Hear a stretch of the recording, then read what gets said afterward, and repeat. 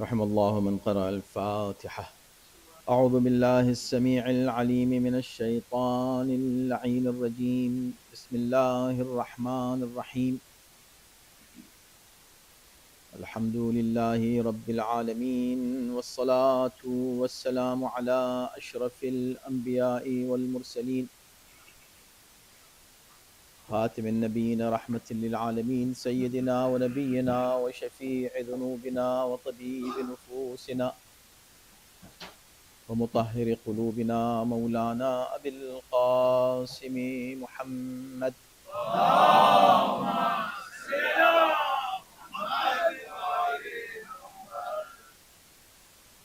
وآله الطيبين الطاهرين المعصومين المظلومين، واللعنة الدائمة على أعدائهم أجمعين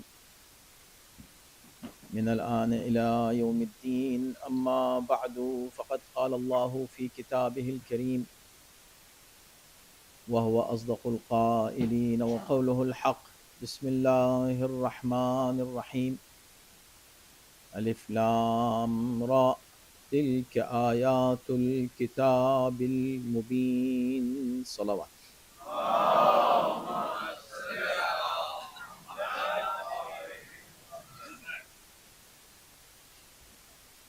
حضرات محترم، ہمارے موضوع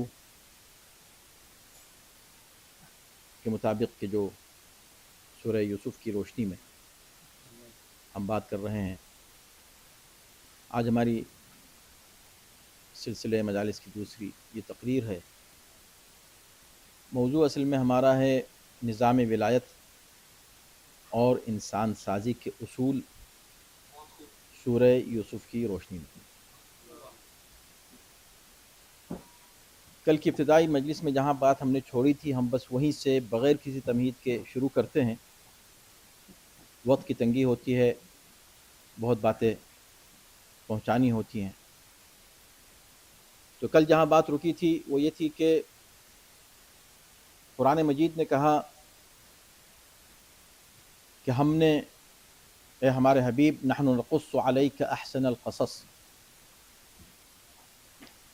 ایک کام اور بھی آپ حضرات کو کرنا ہے، اور وہ یہ ہے کہ کل بھی میں نے عرض کیا تھا کہ روزانہ ہر مجلس سے چھوٹی چھوٹی آیتیں آپ یاد کر لیں۔ مشکل نہیں ہے، آسان ہے، ارادہ کریں تو ہو سکتا۔ مثلا یہی نحن نقص علیک احسن القصص، آسان ہے، اس کو 4-5 مرتبہ آپ دہرا لیں گے، یاد ہو جائے گی آیت۔ ہم آپ کو بہترین قصے سناتے ہیں۔ کون سناتا ہے؟ خدا سناتا ہے۔ نقصو، یہ نقصو جو ہے یعنی بظاہر قصہ سنانا، لیکن اوریجنل یہ بیان کرنے کو بھی کہا جاتا ہے۔ اسی لیے اس کے بعد کی ایک آیت آئے گی ابھی کہ جب جناب یوسف اپنا خواب بیان کرتے ہیں جناب یعقوب سے، تو جناب یعقوب کہتے ہیں کہ یا بنی لا تقصص رؤیاک علی اخوتک، اے میرے بیٹے اپنے خواب کا قصہ مت سنانا اپنے بھائیوں کو۔ تو اس کا مطلب بیان کرنے کو بھی قصہ کہتے ہیں۔ تو اللہ جو ہے وہ قصے بیان کرتا ہے۔ نحن نقص علیک، ہم جو قصے بیان کرتے ہیں وہ احسن القصص، بہترین واقعات ہیں، بہترین قصے۔ اب یہاں پر اس کے دو مفہوم اور دونوں مفاہیم لیے ہیں مفسرین نے۔ ایک یہ ہے کہ جتنے قصے قرآن مجید میں بیان کیے گئے ہیں سب احسن القصص ہیں، سب بہترین ہیں۔ لیکن بہترین جب احسن کہا جائے تو مقابلے پر کوئی ہو کہ جو بس حسین ہو، خوبصورت ہو، بعد میں وہ احسن ہو، دوسرا جو ہے وہ احسن ہو، ایک شخص ایک حسن ہو، احسن ہو۔ تو پھر وہ قصے کون سے ہیں جن کو خدا اچھے قصے کہہ رہا ہے؟ Good and best. تو وہ گڈ کیا ہیں؟ اگر پورے قرآن کے قصے احسن ہیں، بیسٹ ہیں، تو گڈ کون سے ہیں؟ وہ اچھے قصے کون سے؟ تو مفسرین نے کہا، اور یہ بات قابل فہم بھی ہے، کہ اس سے پہلے کی کتابوں میں جتنے قصے اللہ نے بیان کیے ہیں وہ ساری کتابیں بس اچھے قصے ہیں اگر ان میں تحریف نہ ہوئی ہو، لیکن قرآن احسن القصص ہے ان آسمانی کتابوں کے مقابلے، اس لیے کہ جتنے بھی قصے ہیں سب سے زیادہ جناب موسیٰ کے قصے قرآن نے بیان کیے، 133 مرتبہ حضرت موسیٰ کا ذکر کیا گیا۔ اور اس سے یہ بھی پتہ چلتا ہے کہ جو لوگ کہتے ہیں بھئی نام دکھائیے قرآن میں، تو کیا نام ہونے سے افضلیت ثابت ہوتی ہے؟ اگر نام نظر آ جائے اور اس سے افضلیت ثابت ہو تو افضل الانبیاء موسیٰ ہوئے، جن کا ذکر 133 مرتبہ ہوا ہے، خاتم النبیین کا نام صرف 4 مرتبہ لیا گیا۔ اب یہ چونکہ ہمارے موضوع سے خارج ہے، ورنہ میں آپ کے سامنے یہ بھی ثابت کرتا قرآن سے، ابھی اگر موقع ملے گا درمیان میں آئے گا ضرور کبھی، کہ ہاں جب آپ نام کی بات کرتے ہیں کہ نام دکھائیے قرآن میں، تو نام قرآن میں ہے، اور اتنی ہی مرتبہ ہے علی کا نام قرآن میں جتنی مرتبہ رسول اللہ کا نام قرآن میں۔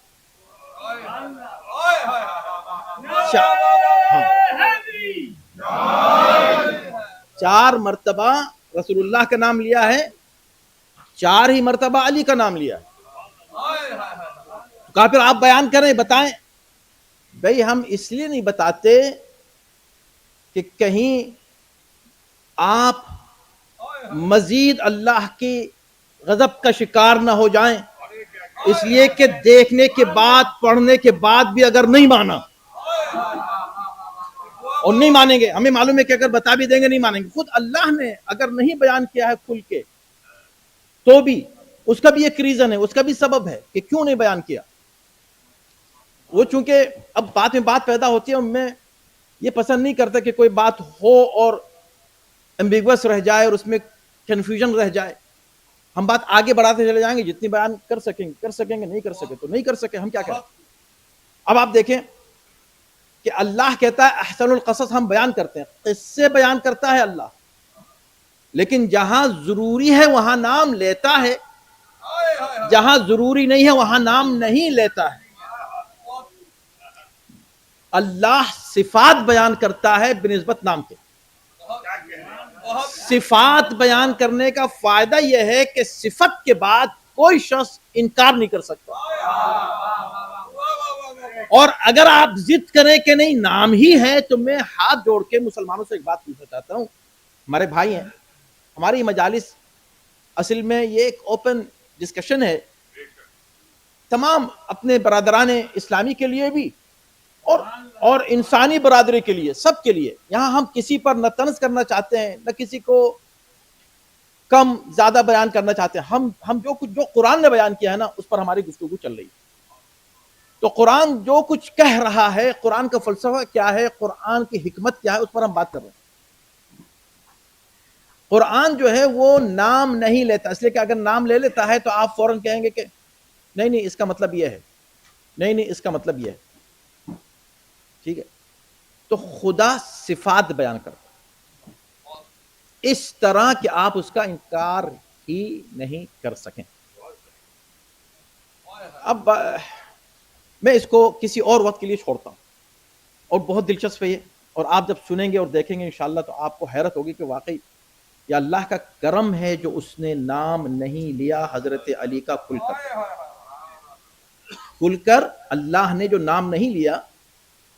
کتنی آیات ہیں، سورہ انعام کی آیت نمبر 7 پڑھ لیجئے آپ، اس میں یہ آیت ہے کہ جو کافر ہیں آ کر رسول اللہ سے کہتے ہیں کہ اے اللہ کے حبیب، اللہ کے حبیب نے یہ کہتے ہیں کہ اے محمد آپ ہم کو کچھ آیتیں تو دکھائیں، لولا انزل علیہ آیت،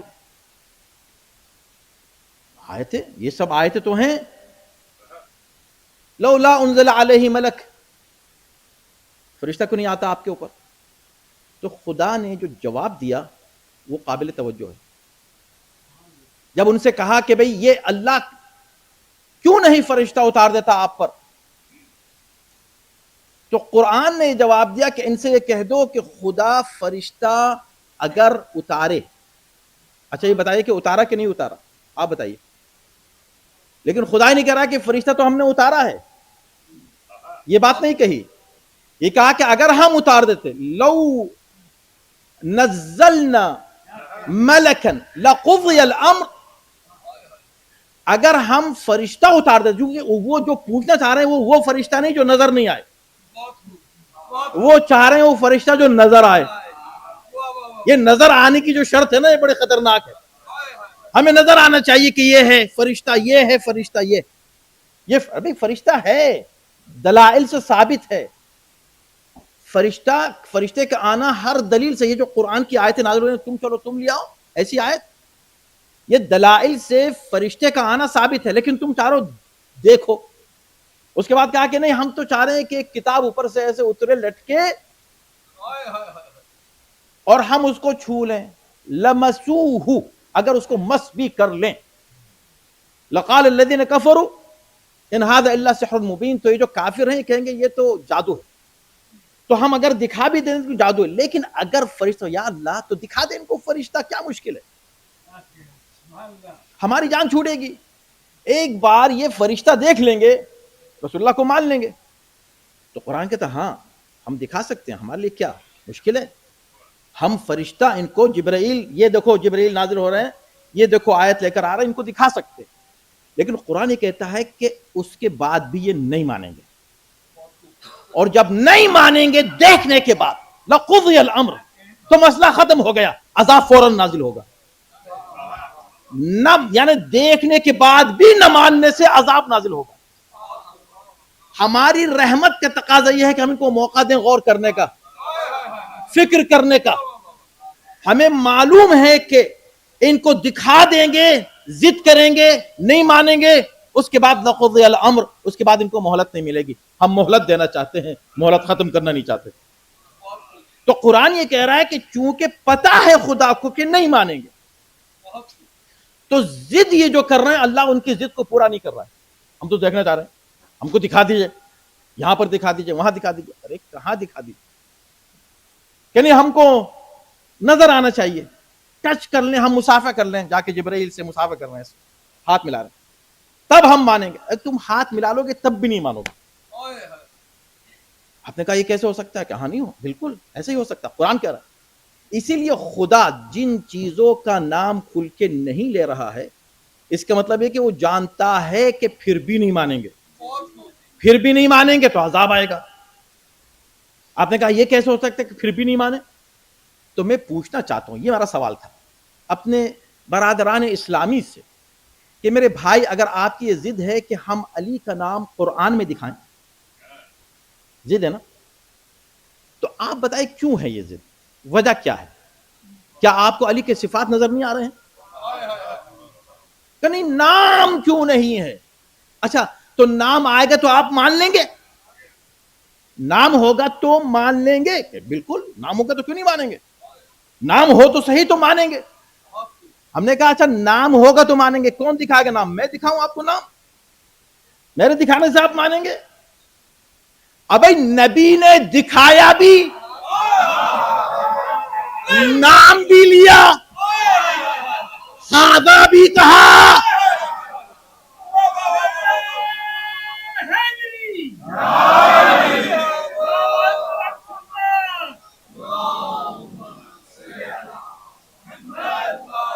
دیکھیں اسلام عقل کا مذہب ہے اور قرآن عقل کی دعوت دیتا ہے. ابھی یہ جو دوسری آیت ہے لعلکم تعقلون ہے، بات سب عقل کی ہے.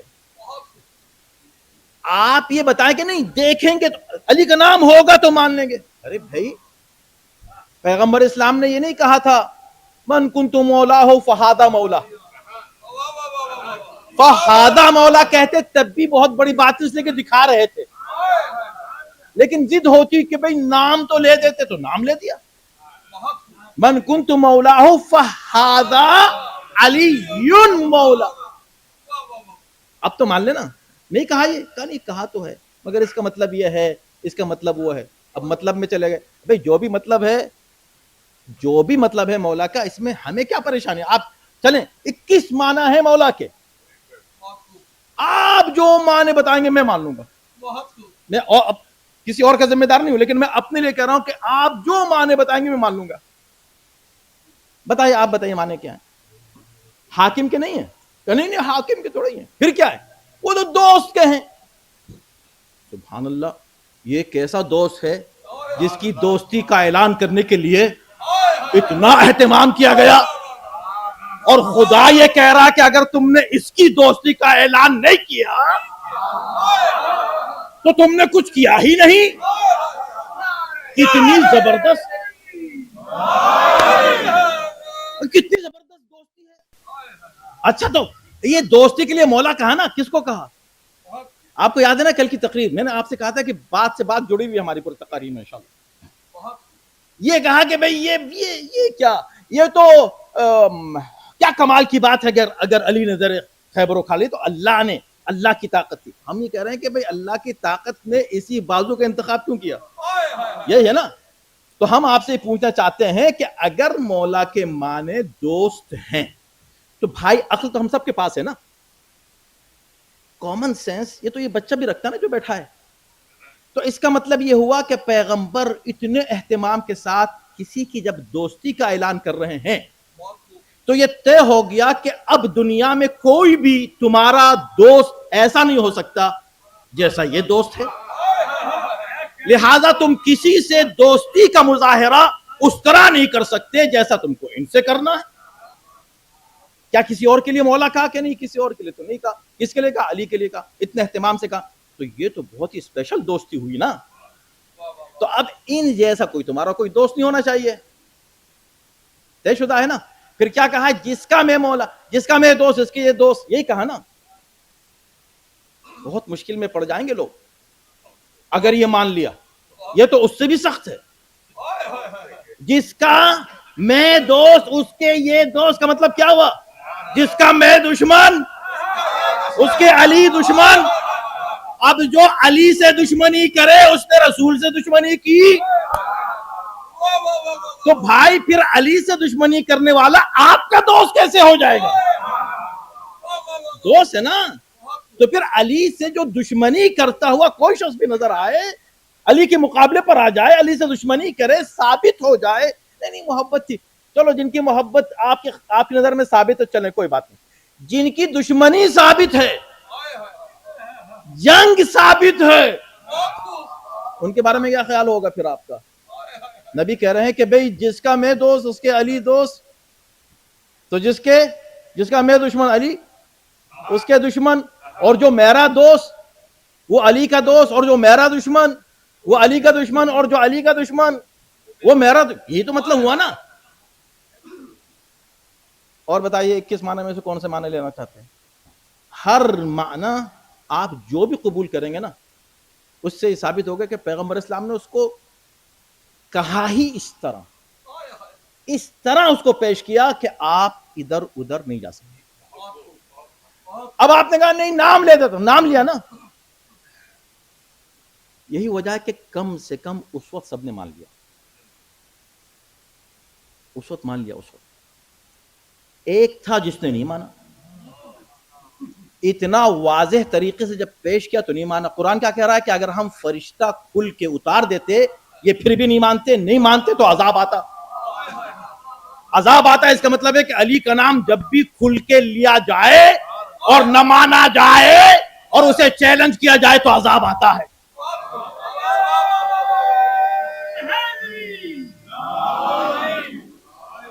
تو دیکھو ہمارے درمیان کوئی اختلاف نہیں ہے, ہم سب بھائی ہیں. غور کریں, توجہ کریں, کوئی اختلاف ہے کسی بات میں؟ اب یہ مجلس سے آپ کیوں کر رہے ہیں بھائی؟ یہ شروع ہو گیا محرم, ہر جگہ مجالس ہو رہی ہیں, مجلسیں ہو رہی ہیں, ماتم ہو رہا ہے, عزاداری ہے, گریہ ہو رہا ہے. کیوں کرتے ہیں؟ یہ تو بدعت ہے, یہ تو رسول اللہ نے نہیں کیا, یہ تو کبھی بھی نہیں ہوا. ہمیشہ ہوا ہے. بلکہ یہ واحد وہ واقعہ ہے. خدا کیا کہہ رہا ہے؟ نحنو نقص علیک احسن القصص, ہم بہترین قصے آپ کو سنا رہے ہیں. آپ مجھ کو بتائیں, یہ سب حضرات جو بیٹھے ہیں, ماشاءاللہ صاحبان فہم ہے، یہ بتائیں، آپ کسی سے پوچھ لیں کہ قصہ کہتے کس کو ہیں؟ وہ جو ہو چکا یا وہ جو ہوگا؟ وہ جو ہو چکا اسی کو تو کہانی کہا جاتا ہے نا، کہانی، قصہ، واقعہ ہو گیا۔ یہ واحد وہ واقعہ ہے کربلا جس کے ہونے سے پہلے نبی نے اس کا ذکر بھی کیا ہے، نبی روئے بھی ہیں ہونے سے پہلے۔ اب سنیے، کل کی تقریر میں نے کیا عرض کیا تھا کہ سورہ سے سورہ جڑا ہوا ہے، اس کے مفاہیم ایک دوسرے سے مربوط ہے۔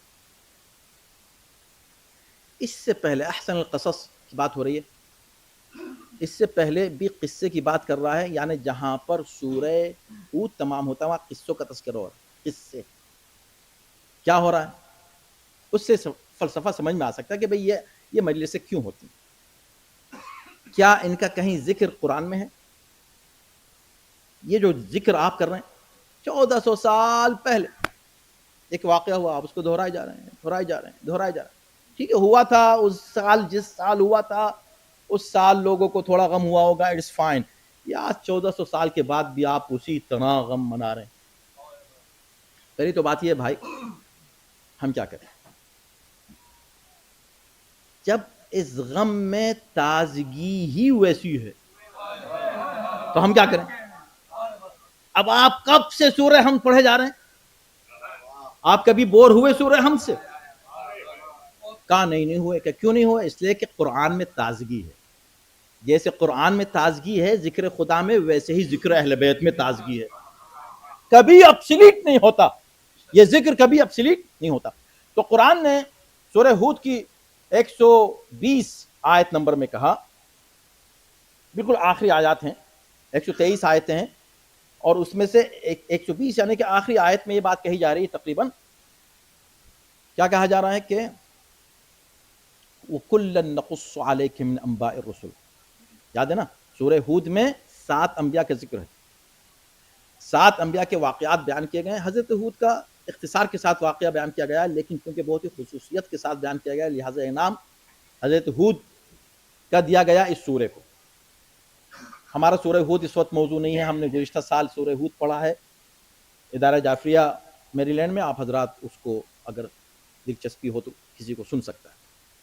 وہ سورہ بہت ہی دلچسپ ہے، پورا سورہ وہ بھی، لیکن اختتام میں خدا یہ کہہ رہا ہے کہ وَكُلًّا نَقُصُّ عَلَيْكَ مِنْ أَنْبَاءِ الرُّسُلِ، یہ جو انبیاء کے ہم نے قصے تمہیں بیان کیے ہیں، ہم بیان کرتے ہیں۔ یا اللہ تو کیوں بیان کرتا ہے؟ واقعہ ہو گیا، اچھا ہو گیا، تو نے نبی سے بیان کر دیا تو بیان کر دیا، اب اس کو تو نے قرآن بنا کے نازل کر دیا۔ انبیاء کے قصے بھی، یہ یوسف کا قصہ کہ بھی 1400 سال سے آپ حسین کیوں کرتے؟ کیا ضرورت ہے یہ ذکر کرنے کی؟ ہم کہتے ہیں ہاں ٹھیک ہے، نہیں ضرورت ہے تو کیوں کریں، لیکن سوال یہ ہے کہ پھر آپ حضرت یوسف کا کیا یہ واقعات چھوڑ دیتے ہیں جب آپ قرآن پڑھتے ہیں؟ جب یہاں پہنچتے ہیں تو کہتے ہیں نہیں بھئی یہ قصہ بہت ہو گیا، اب اس کو چھوڑ دو۔ کہا نہیں اس کو تو پڑھنا ہی ہے۔ تو قصہ ہی تو ہے، قصہ کیوں پڑھتے ہیں؟ کوئی ریزن کسی کے پاس ہے قصوں کے پڑھنے کا قرآن کے؟ قرآن خود پیش کر رہا، ہم کیوں پیش کرتے ہیں؟ قرآن 120 آیت نمبر میں سورہ ہود کی کیا کہہ رہا ہے؟ وَكُلًّا نَقُصُّ عَلَيْكَ مِنْ أَنْبَاءِ الرُّسُلِ، ہم یہ جو انبیاء کے قصے اے نبی تم کو سناتے ہیں اس کے 2 ریزن پیش کیے ہیں۔ نمبر 1 لِنُثَبِّتَ بِهِ فُؤَادَكَ، ہم تمہارے دل کی تقویت کے لیے یہ واقعات پیش کرتے ہیں۔ تمہارے سامنے جو چیلنجز آتے ہیں، تبلیغ کی پریشانیاں آتی ہیں نا، تم دل برداشتہ ہو جاتے ہوگے، اے نبی تمہارے دل کی تقویت کے لیے ہم یہ واقعات بیان کرتے ہیں کہ جو تمہارے ساتھ ہو رہا ہے وہ اس سے پہلے دیگر انبیاء کے ساتھ ہوا ہے، پریشان مت ہونا۔ نبی کے دل کی تقویت کے لیے نثبت بہ فؤادک، کمال کی بات ہے کہ قرآن کے یہ واقعات، یہ قصے جب پیغمبر اسلام کے دل کی تقویت کا سبب بنتے ہیں اور بار بار اس کا دہرانا، نبی کے دل کی تقویت کا سبب بنتا ہے تو مومنین کے دل کی تقویت کیوں نہیں ہوگی؟ اس کا مطلب یہ ہوا کہ انبیاء کے واقعات کی غرض و غایت جو قرآن نے پیش کی، پہلی بات یہ کہ دل مضبوط ہوتا ہے، آدمی سٹرونگ ہوتا ہے۔ دہرائی جاؤ، جتنا دہرائے گے اتنا سٹرونگ ہوگے، جتنا اس سے ہٹو گے اتنے کمزور ہوتے جاؤ گے۔ آپ پوچھیں گے دلیل، بھئی خدا ہر دور میں پریکٹیکل دلیلیں دیتا ہے، اسی دور میں تمہارے سامنے دلیل آ گئی کہ نہیں؟ وہ کون سی قوم ہے جس کا سر جھکا ہی نہیں؟ دنیا کی بڑی سے بڑی طاقت سامنے آ جائے، سر نہیں جھکے گا۔ کیوں؟ اس لیے کہ دل مضبوط ہیں۔ دل کیوں مضبوط ہیں؟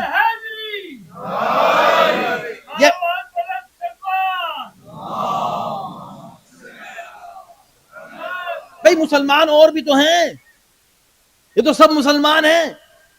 کیا وجہ ہے کہ فرق نظر آ رہا ہے کہ یہ الگ ہے مسلمان؟ سب آپ کو نہیں، مجھ کو نہیں، دنیا کے ہر انسان کو، خواہ اس کا کوئی بھی مذہب ہو، وہ دیکھ کے کرا یہ کون سی قوم ہے جھکتی نہیں ہے،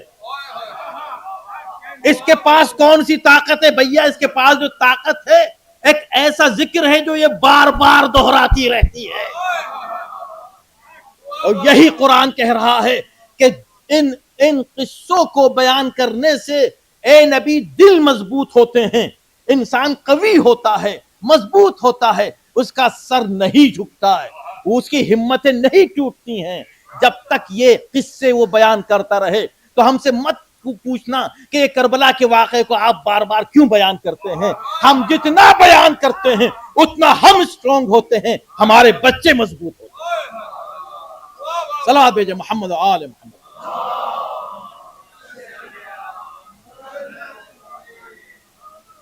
ایک ریزن یہ ہوا۔ دوسرا ریزن قرآن نے کیا پیش کیا کہ وَجَاءَكَ فِي هَذِهِ الْحَقِّ،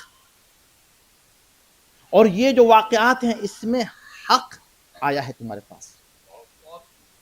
وَجَاءَكَ فِي هَذِهِ الْحَقِّ، اس سے حق کا پتہ چلتا ہے، حق واضح ہوتا ہے۔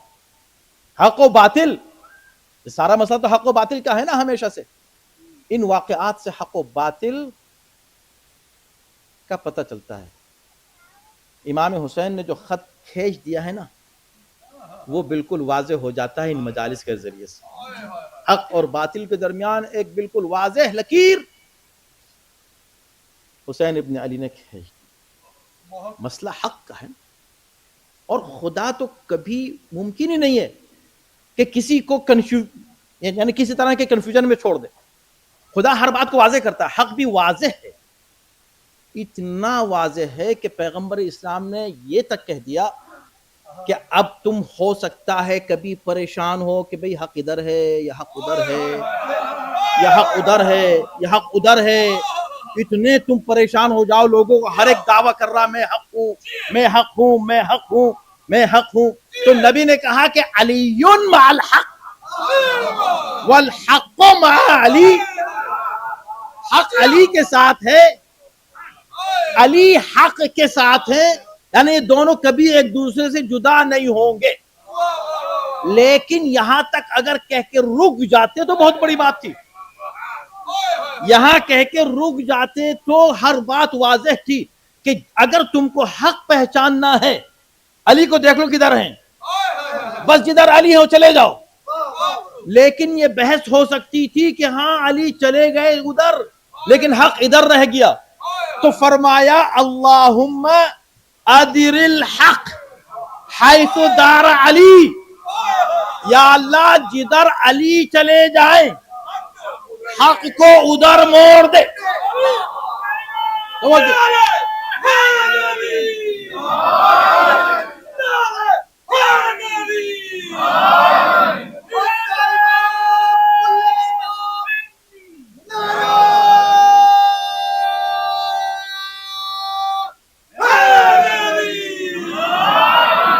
دیکھیں عجیب عجیب کمال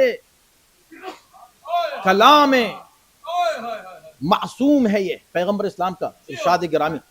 ادر الحق، یا اللہ جدھر علی مڑے ادھر حق. کیوں؟ اس لیے کہ خدا اور رسول کبھی بھی امت کو کنفیوژن میں نہیں چھوڑ سکتے. اس لیے کہ ایسے بہت سے موقع آ سکتے ہیں کہ کوئی بھی کنفیوز ہو جائے، ہم بھی ہو جائیں، آپ بھی ہو جائیں.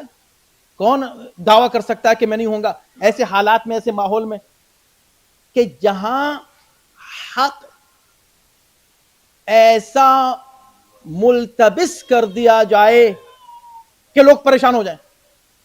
مثلاً کہا ایک ایسا موقع بھی آ سکتا ہے کہ مسلمان جس وجود کو سب سے بڑا حق سمجھتے ہیں وہ قرآن ہے کہ نہیں؟ قرآن. اب اگر کوئی قرآن کو نیزوں پہ بلند کر کے یہ کہہ دے کہ قرآن ہے، ادھر آ جاؤ، ادھر قرآن ہے، اور مسلمان کے ادھر قرآن ہے، ادھر قرآن ہے، نبی نے کہہ دیا وہ قرآن ہو ہی نہیں سکتا جو ادھر ہے. اگر قرآن ہوتا تو ادھر ہوتا. تو کہا یا اللہ جدھر علی ہیں قرآن ادھر ہو. یہ نہیں کہا جدھر قرآن ہے ادھر علی ہو جائیں، ورنہ لوگ کہتے دیکھو علی کو ادھر آنا چاہیے. نہیں، اگر واقعی تم قرآن اٹھائے ہوئے ہو نا تو تم کو ادھر آنا چاہیے جدھر علی ہے. یعنی علی معیار حق بن گئے. اور اسی لیے علماء نے، تمام مذاہب کے علماء نے اس بات کو تسلیم کیا ہے کہ پیغمبر اسلام کا یہ فرمانا کہ حق ادھر مڑ جائے جدھر علی مڑے، یہ عصمت علی کی دلیل ہے. کوئی ایک معصوم ہی یہ منزل پا سکتا ہے کہ جدھر. تو اب خدا یہ کہہ رہا ہے کہ ہم یہ قصے بیان کر رہے ہیں حق کو واضح کرنے کے لیے، حق کو واضح کرنے کے لیے. جاءک فی ھذہ الحق وموعظۃ وذکریٰ للمؤمنین. اور اس میں موعظہ ہے، وعظ و نصیحت ہے. کس کے لیے؟ مؤمنین کے لیے. پیغمبر کا دل مضبوط ہوتا ہے، مؤمنین کے لیے وعظ و نصیحت ہے. تو میرے بھائی یہ جو ذکر حسین ہے اور بار بار دہرایا جاتا ہے اور ہر سال ہوتا ہے، اس کا سبب یہی ہے، ایمان مضبوط ہوتا ہے.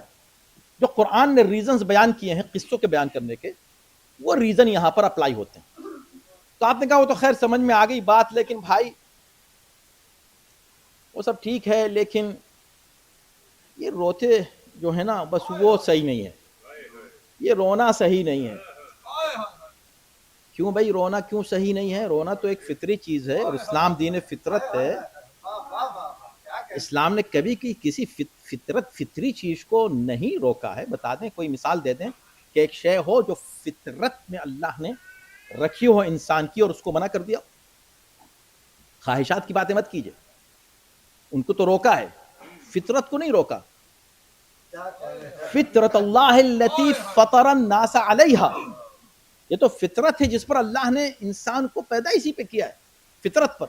تو کیسے اللہ روک دے گا کہ غم ہو تو رونا نہیں، رو گے تو بدعت ہو جائے گا. غم پر رونا کیسے بدعت ہو جائے گا؟ نہیں بدعت ہے، رونا بدعت ہے. اچھا بھائی اگر رونا بدعت ہے تو کیا خدا کبھی بدعت کی تعریف کر سکتا ہے؟ کیا خدا کسی ایسے شخص کو نبی بنا سکتا ہے جو بدعت کرے؟ جو بدعت کرے اسے خدا بطور نبی منتخب کرے گا؟ نہیں بھائی، یہ تو کیسے ہو سکتا؟ اگر نہیں ہو سکتا تو پڑھو سورہ یوسف، سورہ یوسف پڑھو. اور کمال ہے رونا. انہوں نے کہا نہیں اصل میں خود کو تکلیف پہنچانا صحیح نہیں ہے. تکلیف، یہ تھوڑی سی تکلیف پہنچانے کو آپ دیکھ کے برداشت نہیں کر پا رہے، اتنا روئے کہ بینائی جاتی رہی، آنکھیں جاتی رہی، اتنا روئے. وَابْيَضَّتْ عَيْنَاهُ مِنَ الْحُزْنِ وَهُوَ كَظِيمٌ. اب میں آپ کو کمال بتاؤں اس کا، اور اسی پہ بس یہ آخری پوائنٹ ہے، اس کے بعد انشاءاللہ میں آپ کی زحمت کو تمام کروں گا. دیکھیں قرآن نے کیا کہا، عجیب انداز ہے قرآن کا، جو اسلوب ہے اس پہ غور کرنے کی بات ہے. قرآن ضرور پڑھیں میرے بھائی. ہم سب کا فریضہ ہے کہ قرآن سے اپنے آپ کو اٹیچ رکھیں. پیغمبر اسلام نے کیا کہا تھا؟ 2 چیزیں چھوڑ کے جا رہا ہوں. اس امت میں اگر کوئی شخص بھی یہ کہہ دے کہ میں ایک چیز لے رہا ہوں اور دوسری چیز نہیں لے رہا ہوں تو وہ کامیاب نہیں ہو سکتا، لے نہیں سکتا. ایک چیز لے لے دوسری کو چھوڑ دے، یہ دونوں لن یفترق سرق حتى يرد علي الحوض. یہ دونوں ایک دوسرے سے جدا نہیں ہوں گے. قرآن پڑھیں روز کم سے کم ایوری ڈے 10 آیات تو منیمم بیان کی گئی. اب وقت چونکہ ختم ہو چکا ہے, مجھے ختم کرنا ہے, وقت کے اوپر بھی مصائب بھی ہیں. میں انشاءاللہ کل یہ پرسوں بیان کروں گا کہ کیوں 10 کا کیا مطلب 10 آیت ہے. وہ اللہ 50 آیتیں تو پڑھنی چاہیے مومن کو, لیکن منیمم 10 آیت اگر نہیں پڑھی تو کیا ہوگا وہ سنیے گا آپ بات. قرآن سے اپنے آپ کو, اور دیکھیں کیسی مشکلات اور مصیبتیں آپ کی حل ہوتی ہیں, کیسا سٹریس دور ہوتا ہے. آج کل مینٹل ایشوز جو ہے نا بچوں سے سٹارٹ ہو رہے ہیں, بزرگوں کو چھوڑے, بچے اور یوتھ تو حد سے زیادہ بیچارے اس مشکل کا شکار ہیں. اب اس کا حل تلاش کیا جا رہا ہے. بہترین حل قرآن نے اس کا دیا, اور اس کا حل کیا ہے؟ الا بذکر اللہ تطمئن القلوب. دلوں کو سکون ملتا ہے. پڑھ کو تو دیکھو قرآن سے اپنا رشتہ قائم کر کے تو دیکھو, کبھی پریشان نہیں ہوگا, یقین جان. میں نے کل آپ کو ایک نسخہ دیا تھا نا 10 آیتوں کا, آپ پڑھ کے تو دیکھیں, اندازہ کریں کہ ان آیتوں کو آپ قرآن سے اپنے رشتے کو مضبوط کرتے ہیں تو آپ کتنے اسٹرانگ ہوں گے. یہ واقعات جب قرآنی آپ پڑھیں گے تو آپ کا دل کتنا مضبوط ہوگا. اور موعظہ اور نصیحت مؤمنین کے لیے, اور شفا قرآن مجید ہے مؤمنین کے لیے. تو قرآن کی بڑی عظمتیں. قرآن روز اگر ابھی تک نہیں پڑھتا نا تو کل سے کم 10 آیتیں کھول کے پڑھنا شروع کر دیں. اور دیکھیں یہ جو فیملی کی بات ہوتی ہے نا کہ فیملی مل کے بیٹھیں بات کریں, تو واقعی ظاہر سی بات ہے یہاں کی لائف میں اب تو گلوبل ایشوز ہیں, سارے کے سارے گلوبل ولیج ہے. یہ سارے ایشوز جو آپ کے یہاں ہیں وہی اب انڈیا, پاکستان, عراق, ایران, ہر جگہ وہاں پر بھی وہی ہیں. یوتھ کے مشکلات جو آپ سمجھتے ہیں یہاں ہیں وہاں بھی وہی ہیں, وہاں دوسری طرح ہے, لیکن ہیں چیلنجز سب جگہ. تو فیملیز کا کوالٹی ٹائم ایک ساتھ گزارنا بہت ضروری ہے. قرآن پڑھیں, بیٹھ کے پڑھیں. اب خیر بیچ میں ایک بات آئی تو میں آپ کی خدمت میں عرض کروں, میں ایک کتاب یہاں لایا ہوں آپ کو دکھانے کے لیے. اس کا فارمیٹ ہی یہ ہے, اس میں 30 لیسنس, 30 لیسنس ایسے ہیں کہ ہر جز سے ایک آیت کا انتخاب کیا گیا ہے. اس آیت میں سے 3 الفاظ کا انتخاب کیا گیا ہے. یہ 3 الفاظ ایک جملہ بناتے ہیں, ایک فل میسج ہے اس میں. پھر اس کی ایکٹیویٹیز ہیں بہت ہی اچھی فن ایکٹیویٹیز. اگر آپ بیٹھیں فیملی کے ساتھ آپ اس کو دیکھیں تو آپ کو اندازہ ہوگا کہ یہ کتاب اتنی دلچسپ ہے, اور فیملی کے ساتھ کوالٹی ٹائم گزارنے کا وقت ہے. اتفاقاً میں نے ایسے ہی کھولی آپ کے سامنے کتاب, تو دیکھیں آیت کیا نکلی, فقرؤوا ما تیسر من القرآن. فقرؤوا, recite then what is easy for you of the Quran. بہانے مت کرنا میں تو کتنا پڑھوں, میں آدھا گھنٹہ مشکل ہے, 10 منٹ بھی مشکل ہے, 2 منٹ بھی نہیں دے سکتا, ایک منٹ بھی نہیں ایسے کھول کے قرآن ایک صفحہ نہیں پڑھ سکتے. تو جتنا پڑھ سکتے, قرآن نے کہا ما تیسر من القرآن. اب آپ اس کو یاد کر لیں, فقرؤوا ما تیسر من القرآن, اس کو یاد کریں, ایک دوسرے کو یاد دلائیں, کوٹ کریں, بچے ایک دوسرے کو کوٹ کریں, قرآن کی زبان میں بات کریں. اور اس کی جو ایکٹیویٹیز ہیں, کیا لیسنس ہے, کی لیسنس 1 2 3. ایک بھائی نے پڑھا, دوسرے بھائی نے, بہن نے پڑھا, باپ نے پڑھا, بہن نے پڑھا. یہ اتنی بہترین کتاب ہے, یہ میں آپ کے سامنے آپ کو بطور اس کو تحفہ ہی سمجھیں. اور اس میں جو ایکٹیویٹیز ہیں یہاں پر, پھر وہ احادیث سے متعلق, دعا اس سے متعلق, یہ ماشاءاللہ آپ کے یہاں عزائے حسینی میں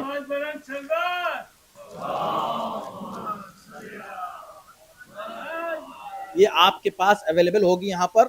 جو حضرات لے سکنا چاہیں, دیکھنا چاہیں تو یہاں انشاءاللہ آپ اس کو دیکھیں, تاکہ وہ بہانے ختم ہو جائیں. کیسے پڑھیں, کیسے بیٹھیں, فیملی کیسے بیٹھیں. فن ایکٹیویٹیز ہیں, ایک دوسرے کے ساتھ مل کے 10 منٹس آپ گزاریں پوری فیملی, اور 3 لفظ یاد کریں. فقرؤوا ما تیسر من القرآن.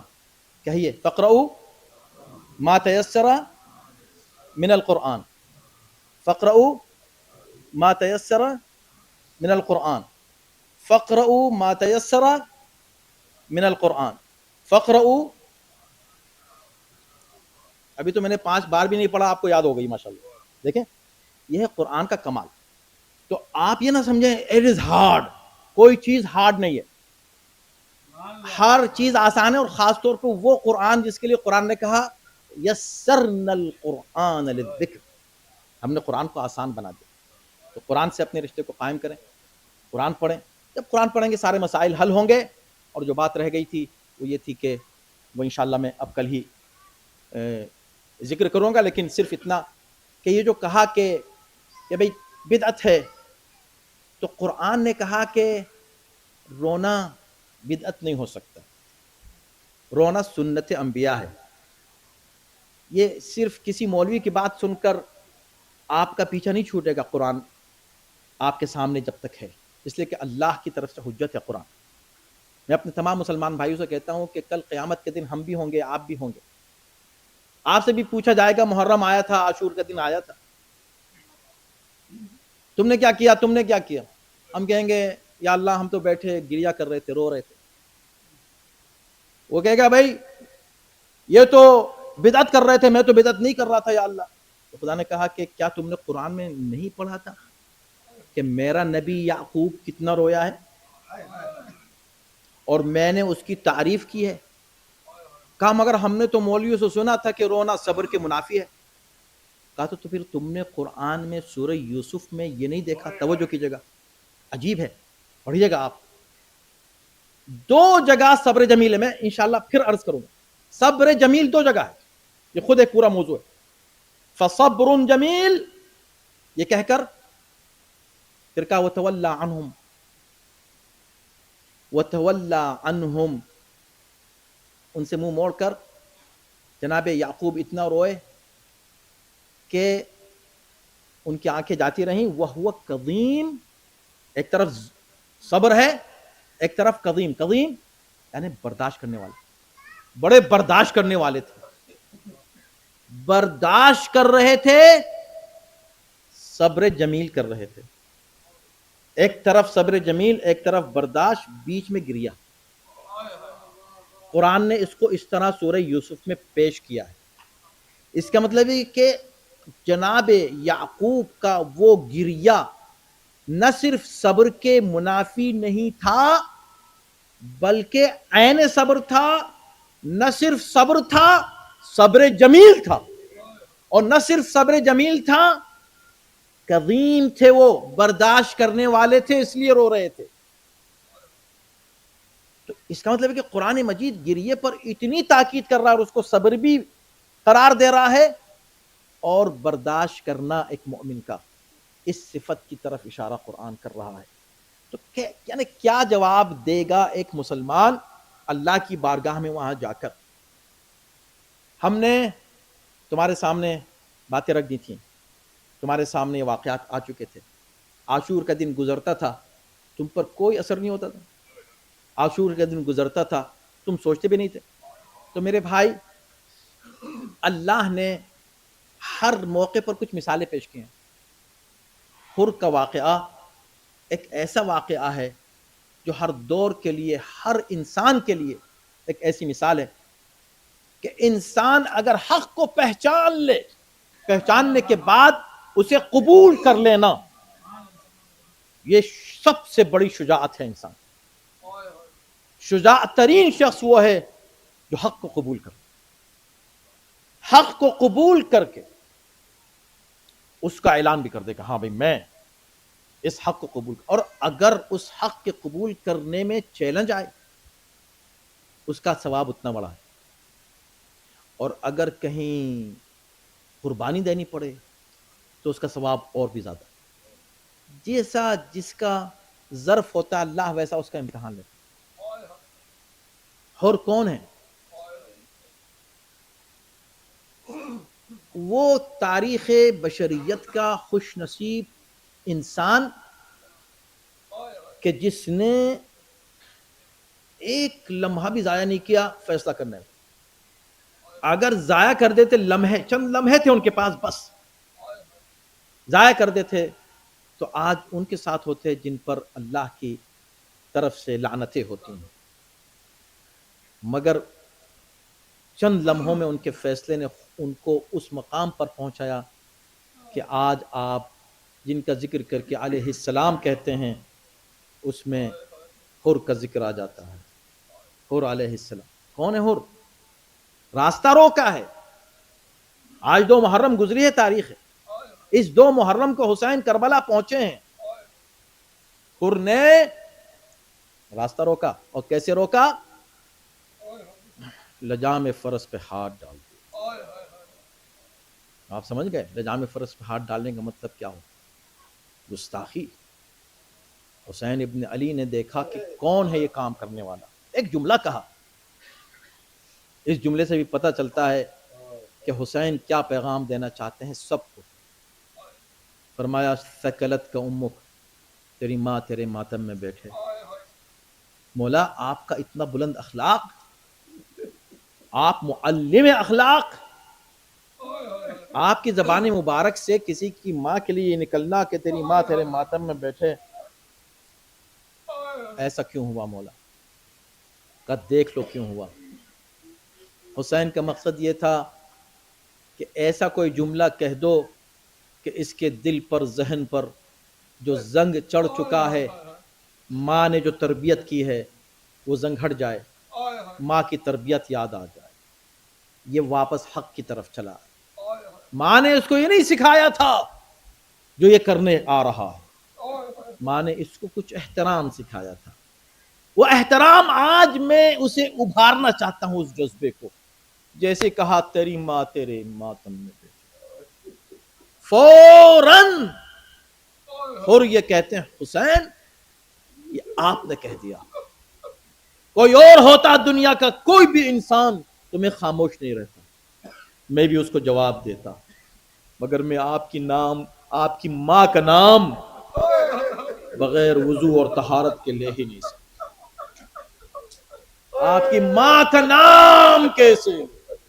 اللہ نہ جانے کس جذبے خالص کے ساتھ یہ جملہ حر کی زبان سے نکلا ہوگا کہ عجب نہیں میرا دل کہتا ہے کہ فاطمہ نے آواز دی ہو، حر ہمارا احترام کرتے ہو اور ہمارے اس فرزند کے مقابلے پر آئے ہو جس کو ہم نے چکیاں پیس کر پالا۔ حر کا یہ جملہ حر کے کام آ گیا۔ اس لیے میں کہتا ہوں اپنے بچوں کو احترام فاطمہ سکھائیں، اہل بیت کی عظمت ان کے دلوں میں ڈال دیں، آپ یقین جانے کہیں نہیں جائیں گے۔ یہ جو اہل بیت کی عظمت، یہ جو فضائل کی کمی دلوں میں، ذہن میں، فکر میں، معرفت کی کمی ہوتی ہے، اس لیے بھٹکتے ہیں۔ مجال ہے بھٹک جائیں، بھٹکتے ہی اس لیے ہیں، راستے سے ہٹتے ہی اس لیے ہیں کہ ان کا وہ راستہ کہ انعمت علیہم، قرآن کہہ رہا ہے ان سے مت ہٹ جانا، انعمت علیہم سے ہٹو گے صراط مستقیم سے ہٹ جاؤ۔ انعمت علیہم یہی ہیں، یہ اہل بیت ہیں، ان سے محبت اتنی ڈال دو دلوں میں کہ کوئی ان کو صراط مستقیم سے نہ ہٹا سکے۔ حسین نے یہی دیکھا کہ حر صراط مستقیم سے ہٹ گیا ہے، اس کو صراط مستقیم پر لانے کا ایک ہی طریقہ ہے، یاد دلا دو تمہاری ماں نے تمہیں کیا سکھایا۔ ہاں عزادارو، ہوا یہ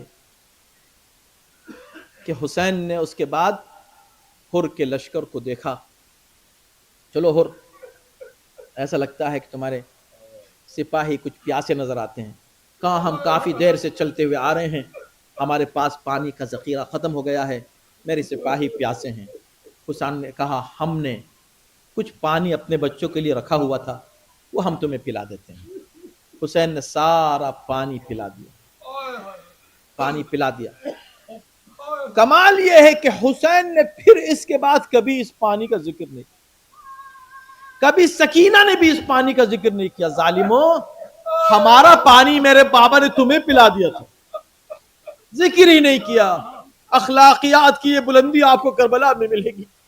خود تڑپتی رہی سکینہ، ظالم اس کو دکھا دکھا کے پانی زمین پر بہاتے رہے۔ سکینہ آلتش کی صدائیں بلند کرتی رہی، مگر کبھی اس احسان کا ذکر نہیں کیا کہ ہمارے پاس پانی تھا، ہم نے تم کو پلایا۔ اور پریشانی میں رہا. ایک دن گزرا, 2 دن گزرے, محرم کی 5, 6, 7, 8 تاریخیں گزر گئیں. 9 تاریخ آتی ہے. ایک مرتبہ عمر سعد کے پاس آتا ہے, کہتا ہے کہ عمر سعد جنگ ہوگی یا نہیں ہوگی؟ اس نے کہا جنگ ہوگی. تڑپ گیا, واپس آتا ہے, پریشان ہے. اس پریشانی کو دیکھ کے بھائی نے کہا بھیا میں نے کبھی آپ کو اتنا پریشان نہیں دیکھا. کل کی جنگ سے آپ اتنا پریشان ہیں؟ کتنے سے لوگ ہیں؟ چند افراد ہیں, وہ بھی بھوکے اور پیاسے, اور ہمارے پاس کتنا بڑا لشکر ہے, آپ کیوں گھبرا رہے ہیں؟ خاموش ہو گئے, کچھ نہیں کہا. کہا تم جاننا چاہتے ہو میں کیوں گھبرا گیا؟ کہ ہاں. کیوں پریشان ہے؟ کہا میرے ساتھ آئیے. ہاتھ پکڑا, لے کے چلے. چلتے رہے. کہاں لے جا رہے ہو بھائی؟ کہا چلو میرے ساتھ. ایک جگہ جا کے کھڑے ہو گئے. کہا کہاں لائے ہو؟ کہا سنو کیا آواز آ رہی. اب جو بھائی نے سنا خیام حسینی سے ننھے بچوں کی آوازیں الگ جا رہی. آخر اسی ماں کا بیٹا تھا, تڑپ گیا. بھائی یہ کیسی آوازیں ہیں؟ آپ مجھے کہاں لے آئے کہ آل رسول ہے جو پیاس سے تڑپ رہی ہے. بھائی تمہیں معلوم ہے انہی بچوں کا پانی حسین نے ہمیں پلا دیا تھا. میں خود کو جنت و جہنم کے درمیان دیکھ رہا ہوں. کہا پھر کیا سوچ رہے ہیں؟ کہا کیا سوچوں, مجھے کچھ پتا نہیں کہ میں کیا کروں. کہا چلو حسین کے پاس چلتے. کہا میں بھی سوچ رہا تھا مگر ہمت نہیں ہوتی, مجھے نہیں معلوم میں حسین کا سامنا کیسے کروں گا. بھائی کہتا ہر آپ کیسی بات کر رہے ہیں؟ آپ حسین کو نہیں جانتے؟ حسین کریم ابن کریم ہے, چلے حسین کے پاس. دونوں بھائی چلے. جب دونوں بھائی چلے تو بیٹے نے کہا بابا کیا میں آ سکتا ہوں؟ کہا ہاں بیٹا تم بھی آ جاؤ, اس لیے کہ حسین کے ساتھ حسین کا اکبر بھی ہے. جب یہ تینوں چلے تو غلام نے کہا آقا کیا میں بھی آ سکتا ہوں؟ کہا تم بھی چلو, اس لیے کہ حسین کے ساتھ حسین کے اور کچھ غلام بھی ہیں. چلو. چھوٹا سا قافلہ چلا, لیکن جیسے ہی حسین کے خیمے کے قریب پہنچنے لگے تو ایک مرتبہ حر نے کہا اپنے بھائی سے کہ یہ رومال نکالو, میرے ہاتھوں کو باندھو, میں حسین کے پاس مجرم کی طرح جانا چاہتا ہوں. جرم کیا ہے میں اس طرح جانا چاہتا ہوں, اور پھر پوچھتا ہوں, دیکھتا ہوں کہ حسین معاف کرتے ہیں یا نہیں کرتے. ادھر یہ قافلہ چل رہا تھا, ادھر حسین ایک مرتبہ آواز دیتے ہیں اپنے صحابہ کو کہ جاؤ جا کر حر کا استقبال کرو. اس کے بعد کہا علی اکبر بیٹا تم بھی چلے جاؤ, اس لیے کہ حر کا بیٹا بھی آ رہا ہے. پھر فرمایا عباس تم بھی چلے جاؤ, اس لیے کہ حر کا بھائی بھی آ رہا ہے. پھر تھوڑی دیر کے بعد خود چل پڑے. مولا آپ کہاں جا رہے ہیں؟ کہ میں خود حر کے استقبال کے لیے جا رہا ہوں. اللہ اکبر, کیا کرم ہے حسین کا. اب جو بھائی نے دیکھا ہاتھ بندھے ہوئے تھے, آنکھوں پر پٹی تھی, سر جھکائے ہوئے حر چل رہے تھے. ایک مرتبہ اللہ اکبر کی آواز بلند کی. کیا دیکھا تم نے؟ کہا میں نے اکبر کو آتے ہوئے دیکھا. پھر کہا اللہ اکبر اللہ اکبر. اب کیا دیکھا؟ کہا عباس آ رہے ہیں. پھر ایک مرتبہ طلب کہا اللہ اکبر اللہ اکبر. اب کیا دیکھا؟ کہا حسین خود چلے آ رہے ہیں. بس ایک مرتبہ سر کو حسین کے قدموں پہ رکھ دیا. مولا یہ سر اٹھے گا نہیں جب تک معاف نہیں کر دے. حسین نے کہا انت حر فی الدنیا والآخرہ. پھر ایک مرتبہ حسین ہاتھ پکڑ کے سینے سے لگا کے حر کو لے کر چلتے ہیں خیمے کی طرف. کہا مولا کہاں لے کر جا رہے ہیں؟ کہا حر تم ایسے موقع پر ہمارے مہمان ہوئے, ہم تمہیں پانی بھی نہیں پلا سکتے. ہاتھوں کو جوڑ کے کہا مولا پانی کا ذکر نہ کرے, میں شرمندہ ہو رہا ہوں مولا, بس میں اب کہیں نہیں جانا چاہتا. آپ مجھ پر ایک کرم کریں, آپ مجھے میدان میں جانے کی اجازت دے دیں. حسین نے کہا حر تم کو اجازت دیتے ہیں ہم. حر چلنے لگے, پلٹ کے آئے. مولا ایک کرم اور کر دیجئے, ایک احسان اور کر دیجئے. اب کیا چاہتے ہو حر؟ تم کو اتنا بڑا اعزاز مل رہا ہے, کربلا کے پہلے شہید بن رہے ہو, اب کیا چاہتے ہو؟ کہا مولا میرا جوان بیٹا میرے ساتھ ہے, میری خواہش ہے میرا جوان مجھ سے پہلے چلا جائے. اور کیا کہہ رہے ہو؟ جی مولا بس اتنا کرم کر دیجئے، آپ بڑے کریم ہیں، آپ نے مجھ کو معاف کر دیا، آپ نے مجھے میدان میں جانے کی اجازت دی، اتنا کرم کر دیجئے میرا بیٹا چلا جائے۔ اصرار کیا، حسین کی طرف سے اجازت مل گئی۔ 18 سال کا جوان بیٹا ہے، نام بھی علی ہے، علی ابن حر۔ ایک مرتبہ میدان میں جاتا ہے، جہاد کرتا ہے، جنگ کرتے کرتے گھوڑے زمین پر گرتا ہے، حر دوڑے ہوئے اپنے جوان کے لاشے پر پہنچتے ہیں، مگر جب پہنچے تو کیا دیکھا؟ حر سے پہلے حر کا آقا پہنچ چکا ہے، حسین زمین پہ بیٹھے ہیں، حر کے بیٹے کے سر کو زانو پر رکھے ہوئے ہیں۔ ایک مرتبہ سر کو ہٹا دیا حر نے، مولا یہ غلام کا سر آقا کے زانو پر۔ حسین نے پھر سے سر کو دوبارہ رکھ لیا۔ اس کے بعد کیا دیکھا؟ نگاہوں کے سامنے جوان بیٹے نے دم توڑا۔ ایک مرتبہ آگے بڑھتے ہیں حر، آگے بڑھ کے جوان کے لاشے کو اٹھانا چاہتے ہیں، حسین نے سینے پہ ہاتھ رکھا، ہٹا دیا۔ حر ہٹ جاؤ، تم نہیں اٹھاؤ گے لاشا۔ کیوں مولا؟ میرے بیٹے کا لاشا ہے نا، کہاں؟ جوان کا لاشا بوڑھے باپ نہیں اٹھاتے، حسین نے لاشا اٹھایا۔ یہ پہلا لاشا اٹھا رہے تھے حسین۔ میں کہوں گا مولا یہ پہلا جوان ایک علی آیا، آپ نے اٹھا لیا لاشا۔ ارے کاش کوئی اس وقت آ جاتا، اکبر کا لاشا حسین اٹھا رہے ہیں، کوئی کہہ دیتا حسین آپ کے جوان کا لاشا ہم اٹھائیں گے۔ چھوٹے چھوٹے بچے آتے ہیں، حسین کے ساتھ اکبر کا لاشا اٹھا کر وَسَيَعْلَمُ الَّذِينَ ظَلَمُوا أَيَّ مُنْقَلَبٍ يَنْقَلِبُونَ۔ پروردگار عمل صالح کو قبول فرما، سے بہتر انداز ذکر اہل بیت سنانے کی توفیق کرامت فرما، اور آفت و بلا سے محفوظ و معمون رکھ۔ جہاں جہاں اہل بیت کے چاہنے والے ماننے والے آباد ہیں، ان کا امن و امان اور سکون کرامت فرما۔ اس پورے مجمع پر اپنی رحمت اور برکت نازل فرما۔ اس ادارے کو خداوندہ جو حضرات بھی اس میں تعاون کر رہے ہیں ان کو اجر جزیل کرامت فرما۔ جہاں جہاں عزاداری ہو رہی ہے خداوندہ ان سب کی حفاظت فرما۔ اہل بیت کے چاہنے والے کو سربلندی، کامیابی، کامرانی اور حفاظت، اور دشمنوں سے اور حاسدین سے حفظ و امان میں خداوندہ ان کو ہمیشہ رکھنا، اور ہر پریشانی سے ان کو دور رکھنا۔ امام زمانہ کے ظہور میں تعدیل فرما، ان کے عنوان سامنے داخل ماتم